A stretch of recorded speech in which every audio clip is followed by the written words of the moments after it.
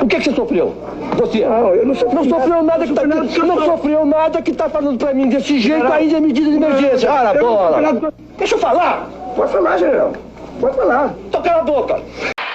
1 milhão de pessoas saiu à rua para dar graças a Deus pela derrota do comunismo na Marcha da Família com Deus pela Liberdade.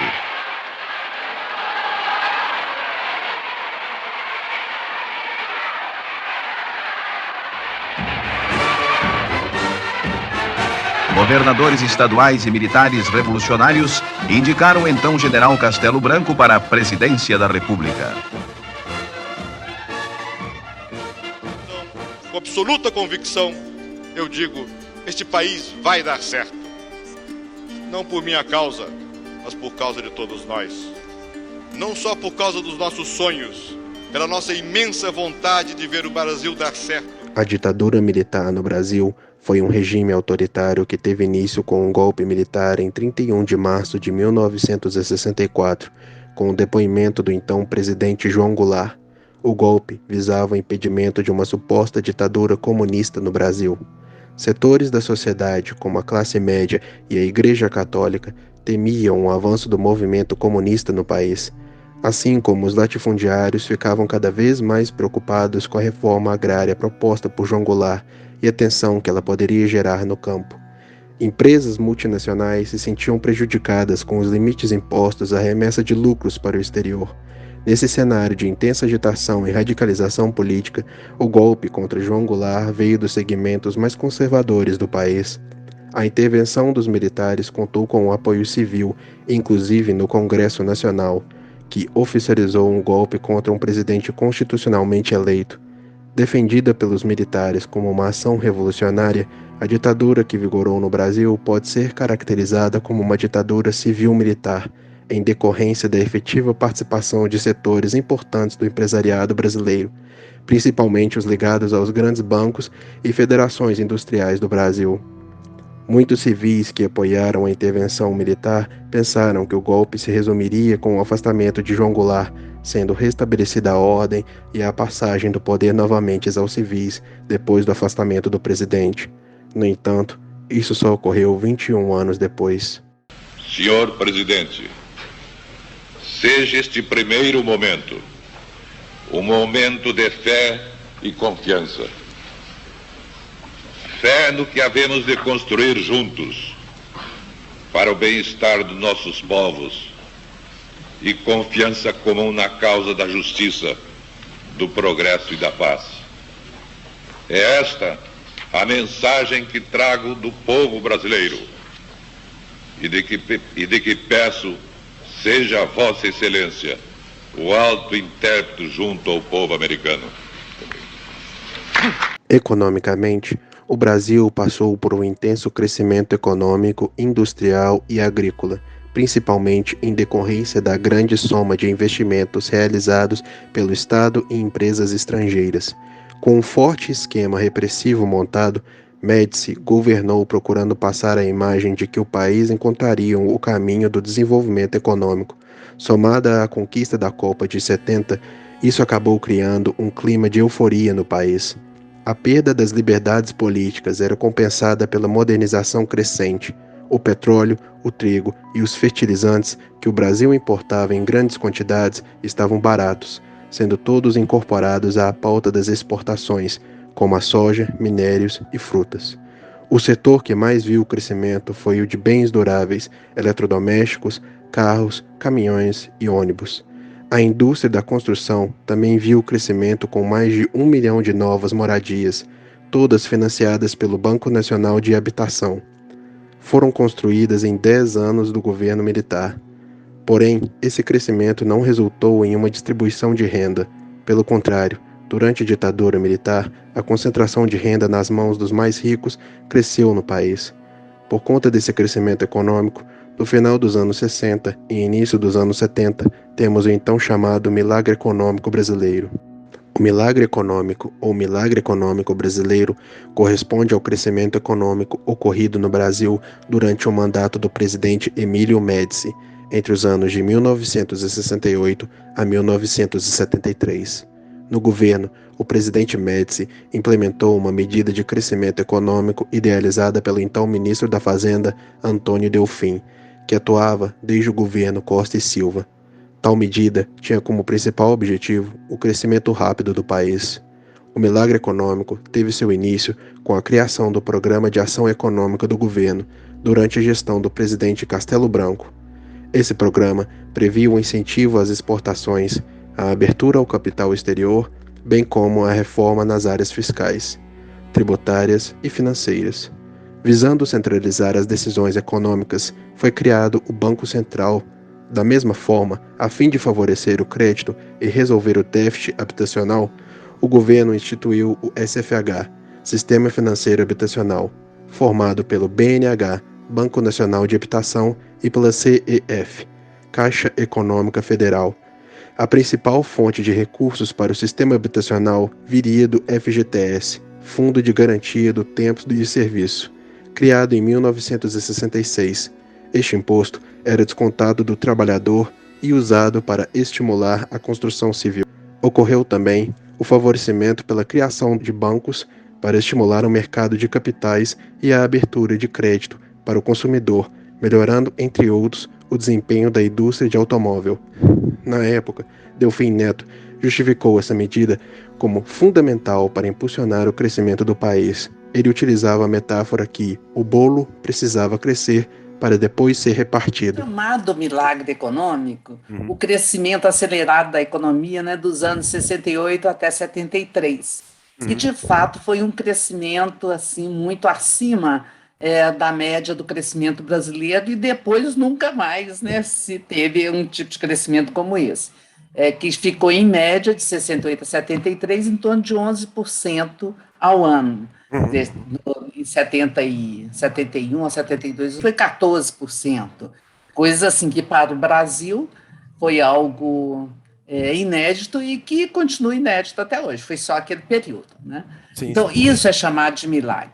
Mas por causa do crescimento acelerado. É claro que milagre, a ideia é que não tem uma causa, né? Em todos os períodos, nós não tivemos nenhum período, nem os governos petistas agora, não teve essa ideia de que só os pobres é que crescem. Pelo contrário, nos governos petistas, os pobres cresceram também. Cresceu a economia e, na proporção do crescimento da economia, os ricos cresceram muito mais, tanto que aumentou a concentração da riqueza, distribuiu a renda entre a classe média e os pobres. No período do milagre econômico, houve uma clara concentração, tanto para o setor, se criou uma classe média muito intensa, porque também veio junto o processo de industrialização, quer dizer, acelerou o crescimento das indústrias, acelerou, né, inclusive se fala muito, né, da questão da estatização, mas foi um período que se cresce muitas empresas estatais, e essas empresas, né, tinham um diferencial que no setor industrial, né, não só nas empresas estatais, mas em todas as empresas que cresceram nesse período, de um crescimento em cima dos salários médios, né, das pessoas qualificadas, que tivessem um certo nível de formação. E cresceu muito o emprego, né, tanto que foi o período que teve o que a gente vai chamar, né, em economia, do pleno emprego. Foi o único período na história que teve, de fato, um pleno emprego, porque houve também um crescimento muito grande do emprego de uma massa de trabalhos sem qualificação, a partir da construção civil e a partir da agricultura para exportação, entendeu? Então, esse período, ele tem essa questão, quer dizer, os salários básicos, o salário mínimo, né, o que tem referência no salário mínimo, ficaram achatados, não cresce, esses salários foram comprimidos, e há um descolamento em relação aos setores do trabalho qualificado. Durante o milagre econômico, o Brasil viu as taxas de crescimento anuais em termos reais de M1 e do crédito crescerem de 4,8% para 4,9%, caracterizando esse período como a época da grande expansão real da moeda e do crédito. O setor privado também conseguiu tirar proveito da ampliação do crédito em cerca de 343% entre os governos de Castelo Branco, Costa e Silva e Médici, além de também aproveitar a criação do programa BFIEX em 1972, que permitiu que as empresas exportadoras criassem uma série de incentivos sobre as atividades de exportação e importação.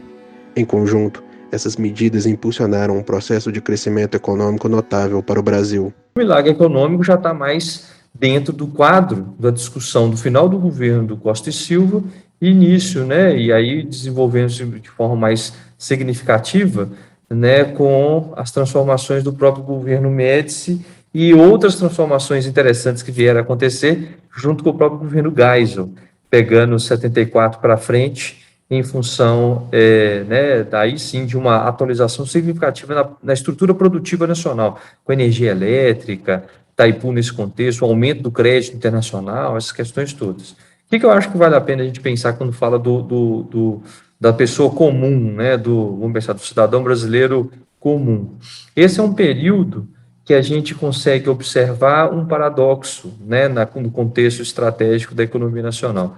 Por um lado, a gente tem um aquecimento da economia, tem um processo de desenvolvimento, tem uma busca, né, num prazo aí considerável por novas fontes de energia, né, a gente tem, de fato, um reaquecimento econômico. Contudo, a gente não consegue, eu diria, horizontalizar esse crescimento, né? Ele não é um crescimento que ele está associado às camadas mais populares da população. Ele se concentra em espaços urbanos, ele se concentra numa agenda associada, né, a grandes centros e voltados fundamentalmente para uma indústria, que é uma indústria de transformação, né, mas acho que fica um pouco distante da realidade, porque um ponto fundamental, que inclusive a própria Comissão Econômica para a América Latina, a CEPAL, ela começa a mudar muito a sua leitura e trazer abordagens que são mais sociológicas sobre o porquê do nosso subdesenvolvimento, é nesse momento que eles estão entendendo que, para além de fatores que são de infraestrutura, de indústria, ou até mesmo mais, vamos pensar, mecânicos, né, de construção da economia, esses elementos todos o Brasil já estava vivendo, já estava amadurecido nesse processo. E por que a gente não conseguia se libertar de uma condição subalterna, de uma condição subdesenvolvida? Apesar do crescimento acelerado na economia brasileira durante a ditadura militar, houve um aumento na concentração de renda do país, deixando quem era rico mais rico e quem era pobre ainda mais pobre. Dentro do milagre econômico, tivemos um imenso acúmulo de riquezas, não tendo por si um grande combate às desigualdades sociais, já que 39,8% das rendas eram direcionadas às populações mais ricas do país, que se somavam em apenas 1% da média nacional. Nesse período, com o crescimento do PIB, se obteve grandes ganhos econômicos, mas pouquíssimos ganhos sociais. A discussão mais crítica que a gente tem sobre o período do milagre econômico diz respeito muito mais sobre a concentração de riqueza, né, e não a distribuição dela.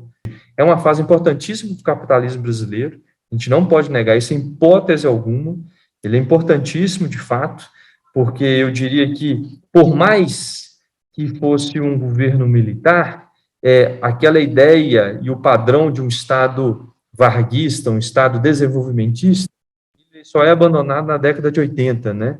Então, essa lógica de ter ali uma busca constante para poder reduzir a nossa vulnerabilidade externa a partir de outros centros dinâmicos dentro da nossa economia, isso está presente, assim, na memória, pelo menos, né, da história do pensamento econômico e na história das transformações econômicas do Brasil, isso ainda está de registro para a gente. É importante falar dessas metas, que essas metas elas vão ser sempre base para a ação, e o pacote pleno, né, eu diria assim, as medidas todas onde que elas foram colocadas, era um documento que diz respeito ao PED, né, que é o programa, né, que é o Programa de Fato de Desenvolvimento do Governo. Esse PED, que depois ele vai ser atualizado para PND1, PND2, ele tem ali um depósito de atenção para questões que são sociais e questões que são econômicas, né? Era de fato, era esse o objeto, ele está nesse lugar. Quando a gente pensa, era econômico e social, sabe? Era econômico e social.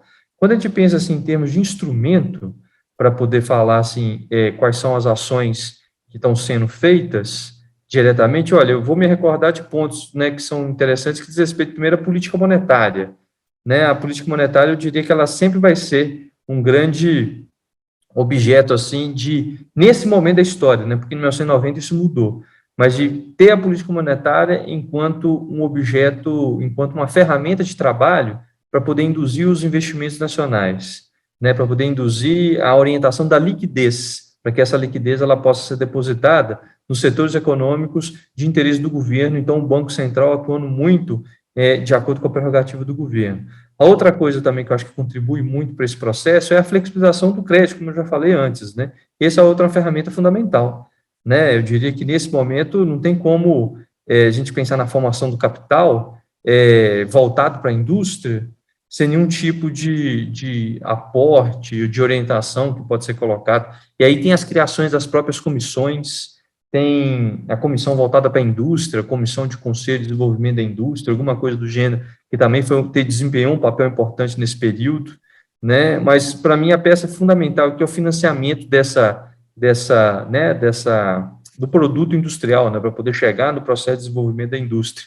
E como que isso, basicamente, ele é feito? Primeiro ponto é que aí volta também para a perspectiva do papel, né, do Banco Central, né, é entender como é que estava a composição né, dos juros, né, como é que estava a política, de fato, a taxa de juros, a orientação da taxa de juros no período, para poder permitir que esses investimentos eles fossem atrativos e gerassem, de fato, segurança, né, no próprio empresariado, nas classes que iriam condição, de fato, de atuar em comum, né, trabalho com o governo nesse período. E quando a gente pensa nesses objetos específicos vinculados ao crédito, isso também é muito importante porque ajuda também a sofisticar o sistema financeiro como um todo, né? Quando a gente tem um período assim que ele é bem atrativo para esse processo. Uma outra área também assim que eu diria, já que a questão econômico-social eu citei, é a área de habitação, né? Lembrando que a gente tem, né, questões que eu acho que são importantes para investimento em infraestrutura, né? Então, é um setor também que eu diria que ele é referência para poder pensar o desenvolvimento desse processo, né? Dentro de um novo quadro de desenvolvimento da Política Nacional de Habitação, eu acho que é um outro tópico, assim, que eu acho que ele é importante para poder trazer para essa referência, né? Uma das questões, né, do golpe militar foi porque se tentou controlar a remessa de lucros, né, para os estrangeiros. Se tentou controlar o capital internacional especulativo no Brasil. Com a ditadura militar, esse capital vai passar a ter livre circulação, então vai entrar, e é um período que você tem internacionalmente, uma circulação muito intensa de dólares, dado pelo investimento, né, que os Estados Unidos vão fazer na recuperação da Europa após a guerra, etc. Então, você tem dólar circulando à vontade, então você tem ociosidade de dólares internacionais. Então, eles precisavam de ter onde ser localizado. E aí eles vêm para países da América Latina, entre eles o Brasil, né? Então, há uma grande entrada de capital internacional aqui, num período onde as taxas, né, de remuneração desse capital, a taxa de juros, né, a remuneração do capital aos juros, era muito baixa. Então, entra uma quantidade muito grande. Então, isso dá um certo impulso. A repressão militar, né, sobre as reivindicações dos trabalhadores é uma outra forma.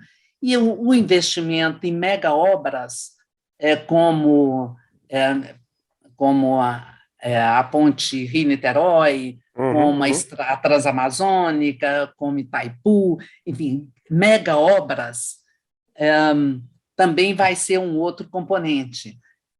Enfim, esses são componentes que vão impulsionar a economia nesse período. Nos anos 70, em 70 e 71, de forma unilateral, os Estados Unidos falam, não, eu não tenho que pagar em ouro, não. Quer dizer, os dólares que tem aí, nós emitimos à vontade, e agora quem quiser resgatar, nós não vamos pagar em ouro. Entendeu? Então, isso vai ser a quebra de um acordo que foi feito antes, o que vai provocar internacionalmente um problema sério na economia. E aí a economia internacional começa a entrar em um processo de crise, com essa quebra do acordo de Bretton Woods, em especial porque as economias na Europa, né, começam a pressionar os Estados Unidos, né, porque eles tinham esses dólares lá e emitia dólar e jogava à vontade, né, a partir, em especial, disso. E, junto com isso, nós vamos ter, a partir de 73, a crise do petróleo. Então, a economia internacional começa a dar problema. Isso vai refletir na economia brasileira, obviamente, que ela tinha se aberto muito para esse comércio internacional. E aí, quando você entra nos anos 70, com essa quebra, né, do acordo de Bretton Woods, vai romper toda a lógica, né, do funcionamento do dólar. Você também tem uma elevação da taxa de juros dos empréstimos que foram feitos.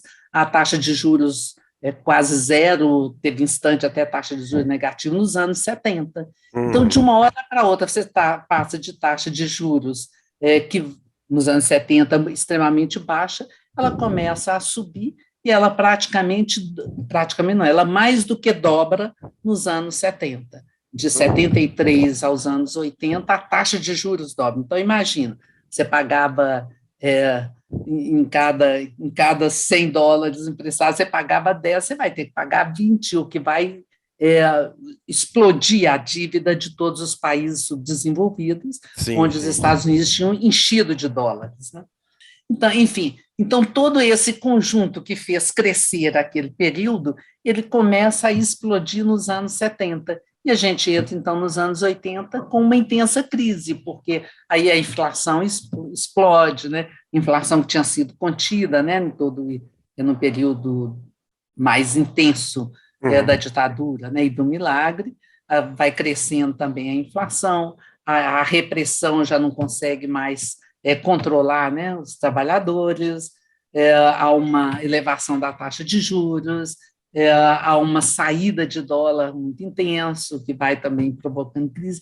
Enfim, esse conjunto que possibilitou o crescimento naquela época, ele já não vai mais conseguir responder nos anos 70. Então, a gente entra nos anos 80 em uma profunda crise que vai desestabilizar o sistema, etc., e jogar tudo por terra, né? O milagre econômico acabou se tornando um período extremamente marcante para o legado do Brasil. O milagre econômico, ele cumpre um papel significativo para o desenvolvimento das forças capitalistas no Brasil, né? Tanto para a formação de uma elite cada vez mais voltada para essa parte da indústria de transformação, né? Desenvolvimento das nossas forças e do nosso mercado financeiro, né? E até mesmo uma etapa significativa para poder posicionar o Brasil na divisão internacional do trabalho, né?